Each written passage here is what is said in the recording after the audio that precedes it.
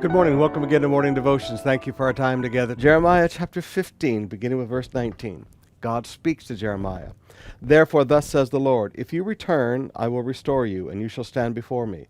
If you utter what is precious and not what is worthless, you shall be my mouth. Now, there's a great truth. You want God to speak through you to people? Then you utter what's precious. There are so many preachers in the world today, they're uttering what is worthless. They're teaching people the 5 languages of love. I mean, please forgive me. It's just the wisdom of this world that Paul's got in everybody's face about in Corinth. It's little meaningless dribble, the wisdom of man, rather than the reality of the living Word of God. He said, if you will utter what is precious and not what is worthless, you shall be as my mouth. They shall return to you, but you shall not turn to them.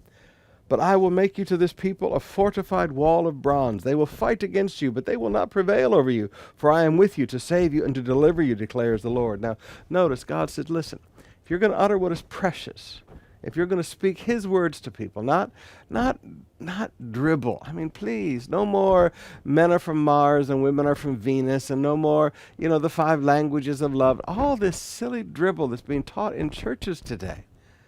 And when you start looking for the Bible, there's no more Bible. Oh, we're going to teach you practically today. That's not the precious. If you will utter what's precious, God will use you as His mouthpiece to speak to a generation. And that doesn't mean that the people are going to like you. They're going to turn against you. But God said, I'll make you like a fortified wall. God said, I'll make you strong enough to do what I want you to do. Pastors, God has His hand on your life. Church leaders, God has His hand on your life. Lead the people of God. Do not be led by the people of God.